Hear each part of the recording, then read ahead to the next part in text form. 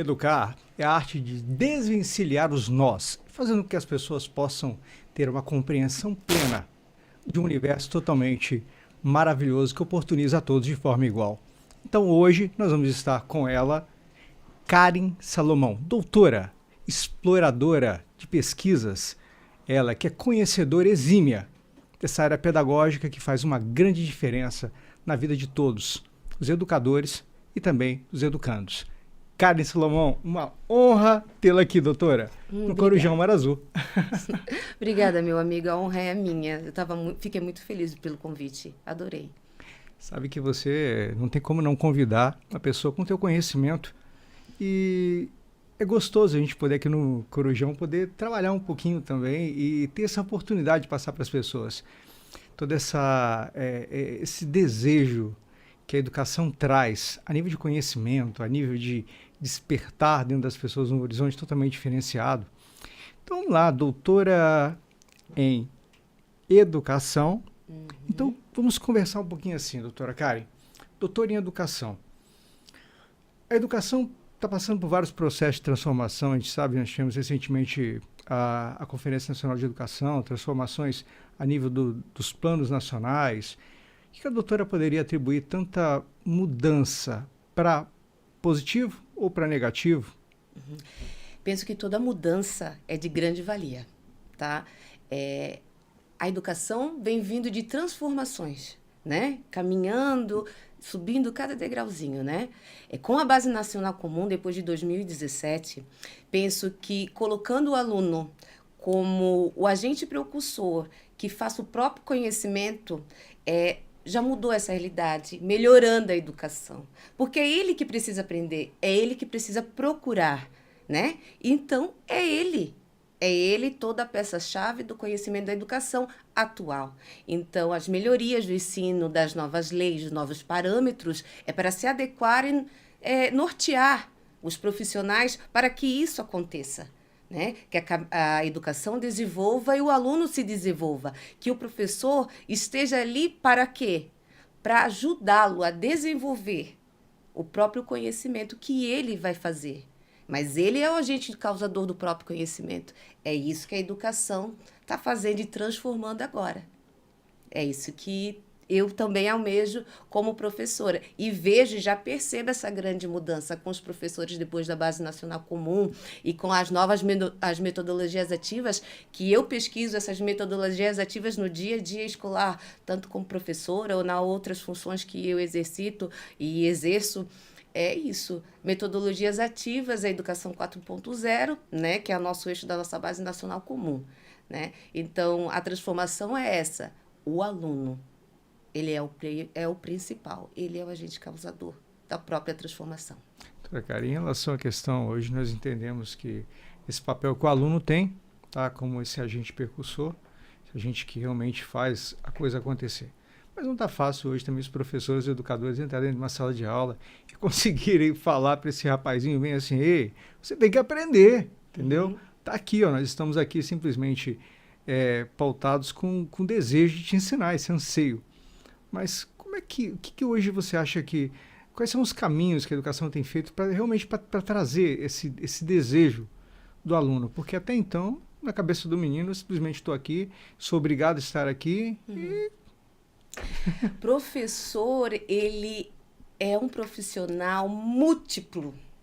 Então, ele consegue não só passar o conhecimento, mediar o conhecimento, mas ele cativa o aluno. E esse cativo é diariamente. Que hoje em dia um aluno ou vários alunos querem estudar e outros não querem, e assim vai. Dia muda, dia não muda. É igual a educação de jovens e adultos também que eu tive à frente o ano passado. Então, a questão é cativar. É fazer o aluno querer estudar, né? Ter essa vontade, ver a importância, a necessidade. Então, hoje, na minha realidade educacional, em Navegantes, citando, a gente tem uma das melhores ferramentas no nosso dia a dia, que são as louças digitais, com internet, várias coisas. Notebooks para os profissionais, para esse mundo digital, que isso é a realidade dos educandos, dos jovens, das crianças, dos bebês hoje em dia, que os pais já colocam o smartphone na mão dele. Então, a tecnologia é uma coisa totalmente atual. Então, a gente não pode trabalhar fora disso. E cativar. Além as tecnologias, isso cativo todo dia. Então, acontece sim, é difícil, é complicado, às vezes não é só a estrutura, é o local, é o problema individual do ser humano. Até fiz uma pesquisa o ano passado para a gente fazer, junto com uma empresa lá de Navegantes também, buscar o contexto social. Qual é a problemática daquele aluno? O que está interferindo no ensino-aprendizado dele? Porque o rendimento daquela sala está assim. Não, será que é só da escola ou já está vindo a bagagem dele em casa? Como é que ele tem comida em casa? Tem água em casa? O que ele está passando? Tem mãe, pai? Como é que é? Como é que ele dorme? Então, tudo isso a gente foi buscar para ver se tinha alguma problemática que a gente pudesse auxiliar também com outros projetos, com outros programas também. E isso também é cativar o aluno, é conquistar, é afetividade, é criar laços. Isso é muito importante na vida e sociedade, na escola, que não deixa de ser o segundo lar das crianças e dos adolescentes e adultos hoje em dia. Porque, olha, falando sobre educação é tão gostoso, é um tema tão maravilhoso, né? É um tema atual, tá? Educação, ensino, aprendizagem, realmente fomentar dentro da criança o desejo de ser um pesquisador, que é uma área de atuação tua, pesquisadora, exploradora. Mas você analisa mais ou menos assim, doutora, uma criança hoje não pode nem usar mais o celular, algumas escolas proíbem porque tem uma lei, tá, a nível de governo de estado, e não é só isso a questão, é as crianças aprenderem realmente, entenderem a importância desses meios, dessas ferramentas, tá, no ensino-aprendizagem. Será que hoje nós temos a sala maker também, que auxilia, que ajuda, mas o que você acha que falta? Tem tanta tecnologia, eles têm acesso a tantas informações, mas está faltando o quê? Porque a gente ainda encontra debilidade numa prova de SAEB, tá? Que é uma prova justamente para trabalhar o processo de interpretação das crianças. Uma OBMEP, Olimpíada de Matemática, a gente vê uma grande dificuldade das crianças em relação à questão da matemática também, que ainda é uma problemática a nível educacional. O português, tá? A própria língua, origem. Então, o que está faltando? Se nós temos as ferramentas, temos os formadores, que são os professores que têm curso de capacitação, tanta coisa. Então, onde é que está o erro? Foi muito bom tu ter perguntado isso. O ano passado, através dessa pesquisa, a gente pôde saber alguns fatores que acontecem isso, que fazem ocasionar esses problemas que você citou, né? Esse baixo rendimento do aluno. Então, um deles é a evasão escolar. O aluno hoje está aqui, daqui a pouco ele não está mais. A escola tem que procurá-lo, ele falta muito, tem a questão da falta, tem a questão da evasão, tem a questão também de muita movimentação. Hoje a criança tem muita mudança, vários pais que se deslocam de cidade para outra. Tem a questão também que em casa, que eu acho também que é o segundo fator pior e mais agravante, é a participação da vida escolar da família na vida do aluno. Porque muitos pais acham que essa é a realidade que eu escuto também como professora, que a escola é a única mediadora de conhecimento, que a tarefa de casa o próprio filho tem que saber como fazer, se a professora já ensinou na sala. Mas o filho vai estar com dúvida, a criança vai estar com dúvida, às vezes precisa de um livro para dar uma assistência, fazer um recorte, ou ajuda só para o pai abrir a mente da criança. Naquele momento, ele precisava só de alguém para abrir o momento, então às vezes não tem essa participação. Mas não é porque às vezes os pais não querem. Mas o mundo mudou, meu amigo. Os pais têm horários de trabalho diferenciados, né? Às vezes jornada dupla, né? Ou às vezes só tem mãe, às vezes só tem pai, às vezes só tava. Então a estrutura familiar, tudo mudou, meu amigo. Aquela geração de quando a gente veio de 40 anos atrás, que a gente ainda foi criada por pai, a mãe em casa cuidando da gente, né? Arrumando a gente para a escola, levando a gente para a escola, não tem mais isso. Esperando, buscando a gente na escola, dando o nosso almoço, depois fazendo deveres com a gente, deixando de brigar, depois mandando. Não tem mais isso. As crianças, elas são totalmente autônomas hoje em dia, tá? Então, assim, a realidade vai mudando. Então, a educação vai mudando também, né? Falta conhecimento nisso. Não é que falta conhecimento, falta toda a comunidade, a sociedade se adequar às novas realidades. O problema não só também da educação. É uma estrutura toda, tudo é um todo que contribui para esses resultados hoje. Então, assim, o erro está no professor. Não, o professor, todos que eu conheço, o senhor também, sabe que a gente faz das tripas coração, utilizando esse termo, para dar de tudo para o nosso aluno. Às vezes, a gente expressa a mesma ideia de várias formas para ele poder compreender. Então, assim, a gente faz, mas a continuação não é... A escola não é o único lugar. A continuação é em sociedade, é na família. Independente de qual é o tipo de estrutura familiar que ele tenha. Né? Se uma criança na creche, na pré-escola, é estimulada, é feita andar, é tirada a fralda, é tirado o bico, em casa tem que ter essa continuação. Se em casa eu der o bico, colocar a fralda nela, não alimentá-la, ela não vai estar fazendo isso. Só vai estar fazendo a escola. Então, como é que fica andando? Lá em casa, então ela vai chupar o bico, então na escola ela vai querer chupar o bico também. Se em casa ela está usando a fralda o dia inteiro e a noite inteira, ela vai querer usar a fralda também na escola, ela vai se sentir à vontade, ela vai se sentir segura. Tem todas essas questões. Isso também é igual do celular. O celular é uma ferramenta magnífica. Hoje em dia, a gente tem tudo no celular. Computador, pesquisa, o mundo inteiro. Ele é uma arma muito boa para a educação. Ele é utilizada de uma forma orientada. Não posso bater foto, não posso gravar. Isso tem questões de imagem hoje em dia. O uso do celular dentro das instituições de ensino é devido à utilização de imagem. Né? Meu pai viu a minha foto no Instagram de uma pessoa que nem conhece. O que meu rosto está fazendo lá? Não é assim. Hoje é muito complicado, né? Como eu falei, novamente, as novas estruturas familiares, pais separados ou outros problemas, né? Vários infinitos. Ou mesmo que a pessoa, a própria família quer se resguardar da realidade que está inserida. Então, tem vários fatores. Então, assim, é lei.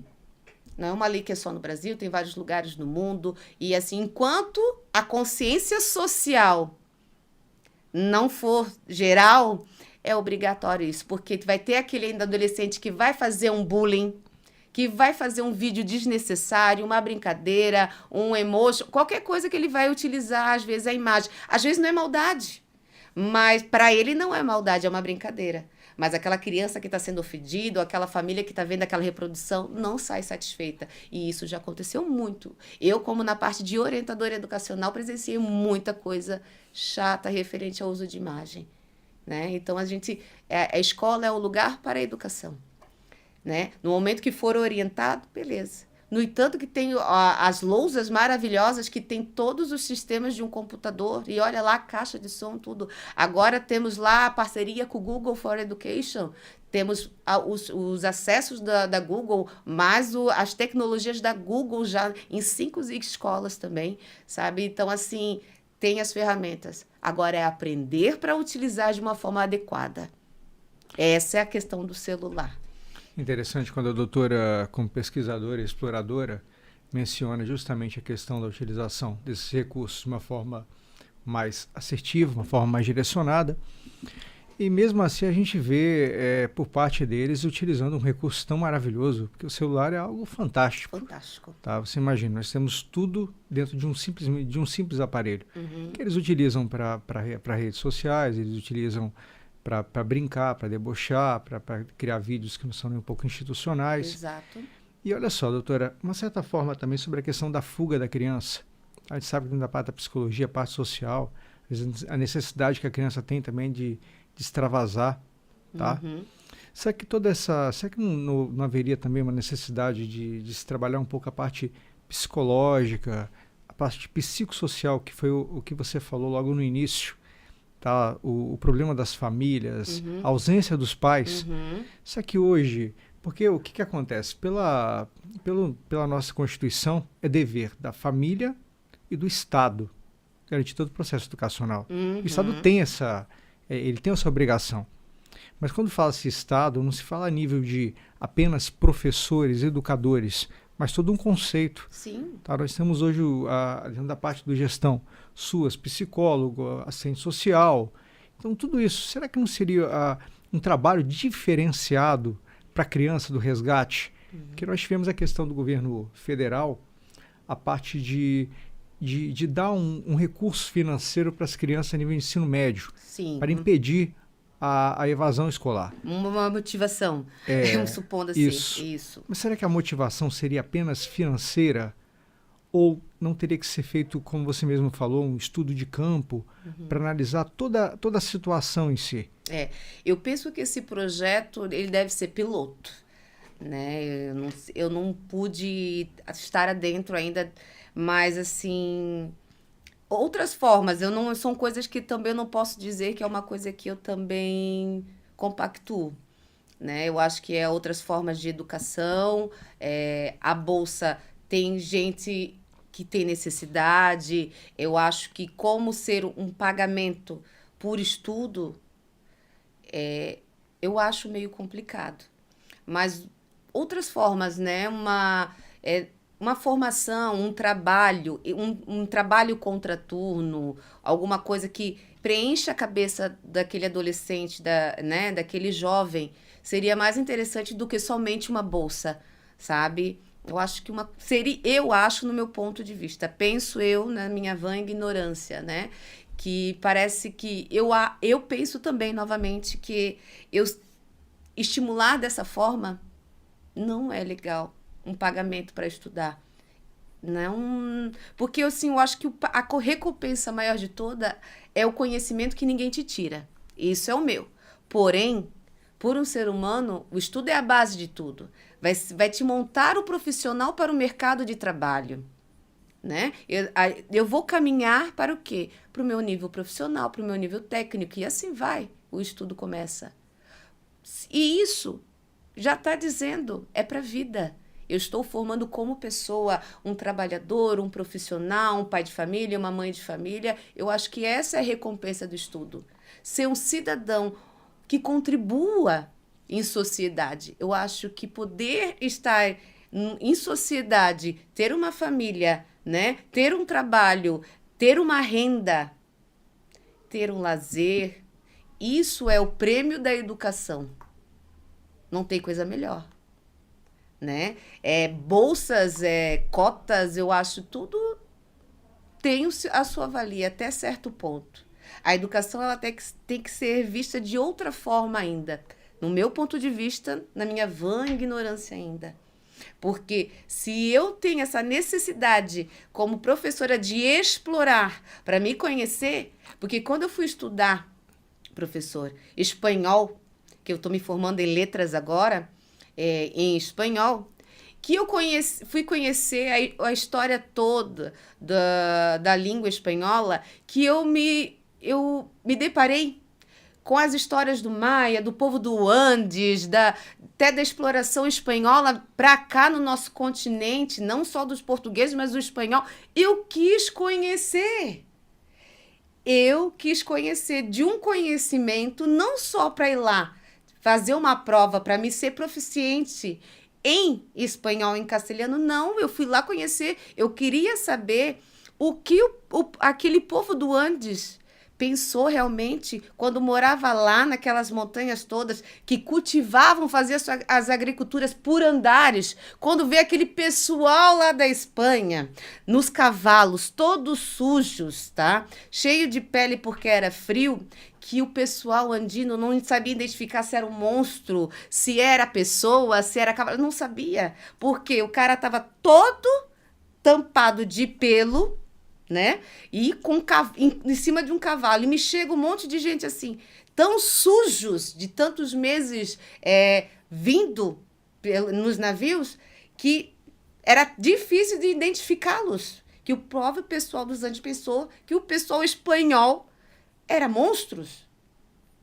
E, de certa forma, foram que exploraram eles até 1810. Mas é isso, né? Então, eu só indo estudar uma coisa, eu já quis outra. Isso que é educação. Olha o poder na educação, né? fez eu despertar um outro interesse de uma outra cultura, de um outro país, né? Eu fui para o Andes, eu participei de 3 partes de 3 países, Peru, Bolívia, Argentina e mais o Chile, para poder andar todos aqueles quilômetros, conhecer a história, ver todas as particularidades daquele povo, daquela língua, saber por que tanta expressão dessa língua do castelhano ali fluente, né? Isso para mim é educação.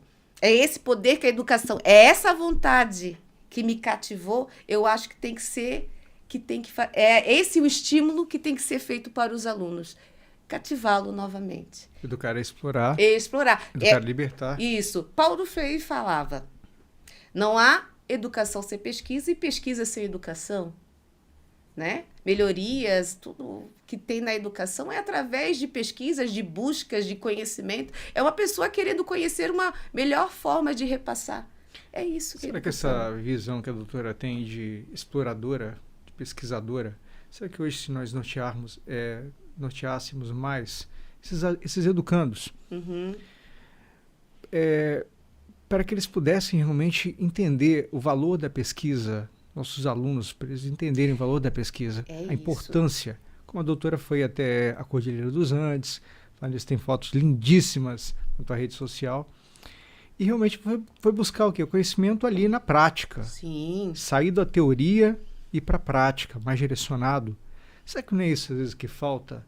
Um estímulo maior para que eles possam realmente enxergar esse universo e poder eu concordo compartilhar pessoalmente. Dele? Isso vai de cada profissional também, meu amigo. Eu digo assim que os professores de educação infantil já fazem essa mais parte de exploratória, né? Os alunos, a criança, o bebê, ele já, tudo para ele é novo. Né? Esse copo que aqui na mesa é novo, aquela mesa ali é nova, tudo para a criança ali, para aquele bebê é novo, realmente é novo.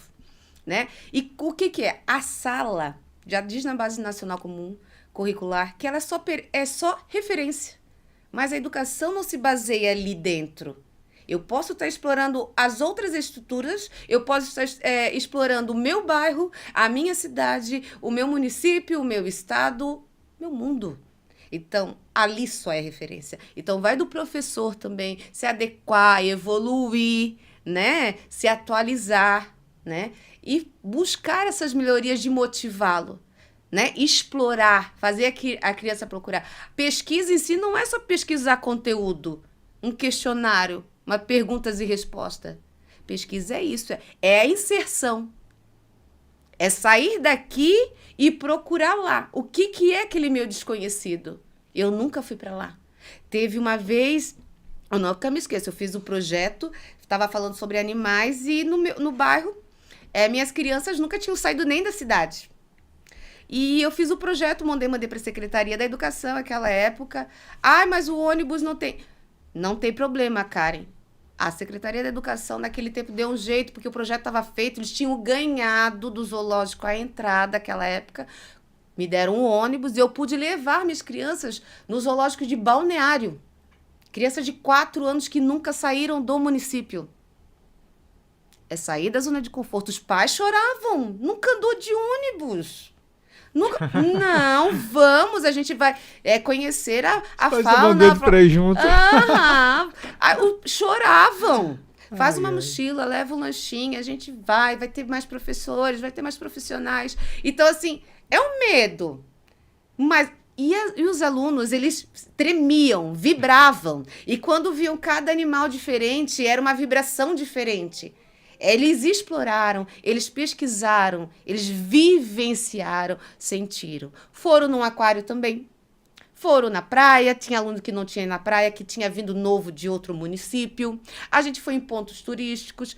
A educação infantil, minha percepção, ela faz esse ato mais de exploração, perdoa. Mas se perde um pouco no ensino fundamental devido à rotina, às mudanças, a metodologias.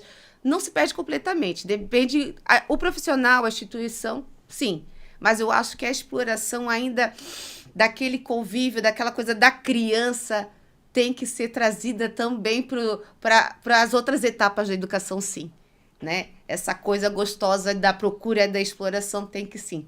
Parece que tem um medo da Secretaria de Educação, dos diretores de liberar essas crianças para terem esse contato externo. Porque imagina mais ou menos assim, doutora, quatro paredes. Nós temos quatro paredes. Nós ainda vivenciamos aquela educação de quatro paredes, onde a criança adentra naquele universo, bateu o sininho, sininho da merenda, sininho da saída, mas tirar a criança da zona de conforto, foi o que a sua doutora disse. Será que um investimento diferenciado em como seriam essas escolas, uma escola modelo, o Canadá, por exemplo, dá um banho nisso, a Europa também, tá? Eles se preocupam com esse modelo, eles tiram essa mesmice que a gente vivencia, carteira, aluno sentado, olhando de frente, todo monólogo, tá? Entre educando, educado, e será que não deveria, doutora que é uma exploradora, uma pesquisadora, mudar um pouco essa visão das pessoas que estão na frente da linha de batalha? Sim. Então, assim, foi bom tu falar o modelo europeu. Eu estou indo para a Espanha, a próxima viagem minha, eu iria agora, devido a alguns problemas não deu. Eu fui aceita pela Universidade de Madrid, em Madrid, ó, para fazer a pesquisa, né? Está lá.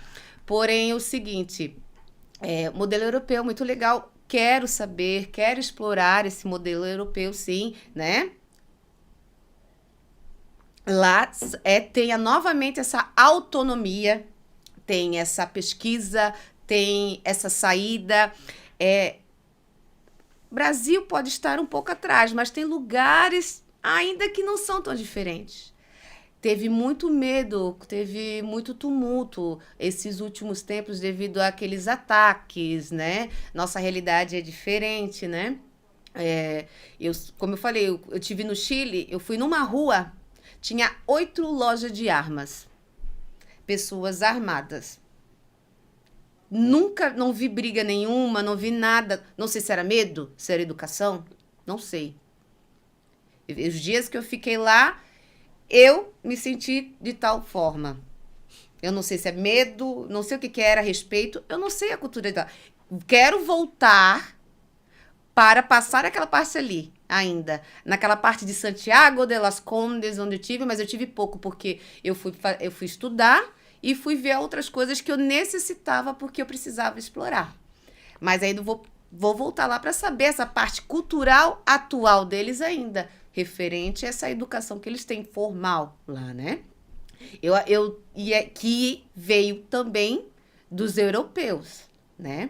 Então, a questão aqui, não só da minha cidade, das cidades ainda, então sofre com isso. Já veio uma mudança, né? Mas não são de todos os profissionais ainda. Tem profissionais que têm medo. Tem profissionais que têm medo até do Covid hoje em dia, né? Tem profissionais também, meu amigo, que eles não evoluem da graduação. Não se atualizam, acha que está pronto, que o papel apenas a forma de dar aula, utilizando o papel.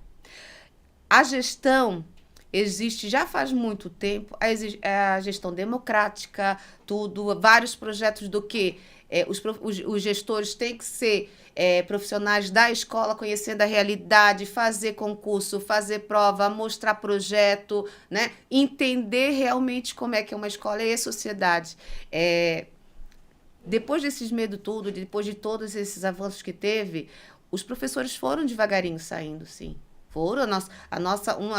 A maioria dos municípios aqui tem sim, os ônibus tem sim, talvez não tenha a rotina de fazer essa exploração, de sair mais de lugares diferentes, não só nos pontos turísticos da cidade, ou só ir na praia, talvez não tenha.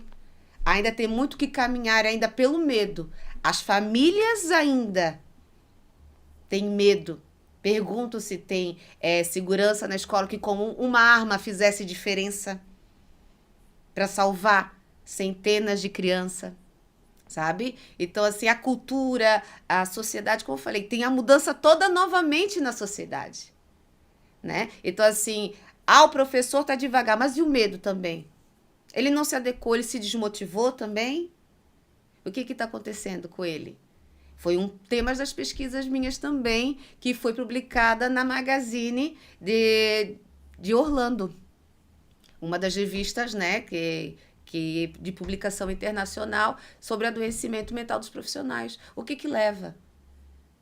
Porque também não é só o professor, mas tem a dona da cozinha, a mulher que limpa, a agente, a monitora, a supervisora, a orientadora, a secretária. Todos esses profissionais dentro de uma escola estão adoecendo. Por quê? Qual a infelicidade deles? É a sobrecarga?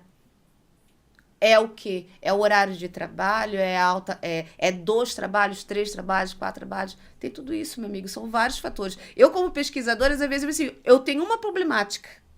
Acaba aparecendo mais 5. Frustração do profissional. Exatamente. Eu achava que, ai meu Deus, só pode ser problema com a gestão. Não. É família, é colega de trabalho de que está na tua sala. Relações interpessoais. Exatamente. Ou até mesmo está na profissão errada. O que está fazendo lá dentro de uma sala? Se não se identifica com aquilo. Motivação, doutora. Exato. Todo um processo Como envolto que realmente vai fazer com que a pessoa, você mesmo disse, vai adoecer. Tá? O peixinho fora da água adoece. E você assim, faz o seu habitat. E a gente não pode esperar só da gestão. A educação... Eu também sou agente formadora, eu sou a professora, eu mando na minha sala de aula. Eu organizo, eu planejo. Vai de mim. Essa liberdade ela é importante. Isso. Então, assim, em nenhum momento, todas as vezes que eu fiz projetos educacionais dentro das minhas escolas, eu nunca levei não. E o PPP também, o Projeto Político Pedagógico, uma escola que envolve todos. Merendeira. Exato. Todos. Que é toda a vida mexido, organizado, né? Atualizado, melhorado. As atividades multidisciplinares, envolve todas as disciplinas. Exato, que esse ano foi assim, não foi legal? Devemos melhorar nesse quesito. Pronto. E ele está ali. E é uma ferramenta, né, que todos participam todos os anos, ajudando a complementar e melhorar, né? Ele é o projeto, é como é que vamos andar, né? Como é que a gente vai trabalhar daqui para frente? Escola. Exato, a participação de todos, né? Então, assim, vai da minha força de vontade. Eu nunca posso esperar o outro. Eu sempre falei uma coisa sempre para os meus colegas de trabalho. Eu nunca vou criar expectativa em cima do meu colega, porque eu vou me desapontar. Porque ele é um ser humano igual eu e vai pecar. Vem cá, aproveitando esse momento gostoso, tá? Essa pessoa maravilhosa aqui, doutora Karen Salomão. Me conta essa história aí. Como é que era? Tinha o Instituto Salomão, que foi o instituto que você fundou. E agora, como é que é? Então, Souza! No meu antigo relacionamento, então, no antigo casamento meu, em família a gente formou o Instituto Salomão, né? Onde eu e mais uma colega mediava conhecimento através daquela época, já em 2015, já cursos online. Gravando, fazendo curso, querendo, legal, né, fornecer capacitação, né, para os demais profissionais. E no começo eu mesmo alugava o Newton Cooker, o auditório do Newton Cooker para dar palestra. Depois de 2016 eu mudei tudo para online. E aí que ficou mais fácil também para os profissionais que estavam cansados, na realidade, né, ser uma coisa EAD. E quando chegou a pandemia, cresceu mais ainda. Né? A questão da pandemia, do pessoal daqueles anos ali se adequar, se capacitar, se atualizar, para mim foi muito importante. A pandemia teve muita tristeza, né? Teve muita coisa, mas muitas pessoas dentro de casa tentou se adequar e melhorar, se capacitar. E isso foi importante. Né? Eles estavam em casa, estavam dando aula, estavam trabalhando e estavam procurando aprender. E eu formei muitas pessoas com o Google for Education naquela época. Muitos professores e tudo daquela época eu prestei os cursos tudo online sem nenhum pagamento para que eu ajudasse meus colegas naquela época. Então, para mim, foi muito legal. E ali eu consegui mais alunos, e mais alunos, e mais alunos. E assim, foi a captação de alunos. O ano passado, o Instituto Salomão teve que fechar as portas para dar espaço agora para a Faculdade Fá Souza, que é de Minas Gerais, né? Vem para cá. Agora é somente virtual online, com pós-graduações intensivas e tudo mais de curso. Porém, espaço físico, o projeto tá para acontecer logo, se Deus quiser. Deixa teu contato, redes sociais. Exatamente. Aí a gente vai fornecer não só os cursos de capacitação, pós-graduação, mas a graduações e outros tipos de cursos também. Tá? Eu estou aí também melhorando, estudando mais ainda para poder também passar mais conhecimento também. Para te acompanhar, redes sociais, passa para gente. É Karen Daia Salom ou Consultoria Fá Souza ou Faculdade Fá Souza. Ok, esse é o telefone, e o telefone de contato? Tem algum telefone comercial? Sim. O meu telefone de meu contato pessoal é 991327458, é o WhatsApp, porque durante o dia eu estou trabalhando, então à noite, que eu estudo também, né? Tem um tempinho, eu posso estar respondendo, posso estar ajudando também. Outra coisa que eu queria falar também, eu dou uma força, eu faço projetos. Eu sou voluntária nos Sonhos de Maria, que trabalha com crianças atípicas, né? O ano passado, eu fui convidada para fazer os documentos, né? O regimento, o projeto geral. E eu sou muito agradecida por Deus que esse ano o Sonhos de Maria foi contemplado e ganhou o FIA. Né? Então é um trabalho nosso. A gente está com sede nova. Então, assim, a união de todos, né? Tem várias pessoas por trás, né? Outros profissionais, assim. Mas, assim, eu estou muito feliz que não existe só uma unidade como AMA, né? Que está sendo ajudada, que está sendo contemplada, mas tem o Sonhos de Maria que atende o dobro de criança praticamente, que agora está sendo contemplada e é uma conquista enorme, né, de ajudar várias crianças atípicas, né, transtorno, né, do aspecto autista e navegantes, podendo atender uma demanda grande, né, agora maior, graças a Deus. Parabéns, doutora, este coração. E assim, fica à vontade para dar suas considerações finais, mandar aquele abraço todo especial. As pessoas te ajudam, te apoiam. Eu não tenho como deixar de agradecer à Secretaria de Educação de Navegantes, né? Porque além ainda de eu ser bolsista, que eles me pagam meus cursos ainda, né? Por sempre me incentivar e nunca me falar não nas minhas pesquisas.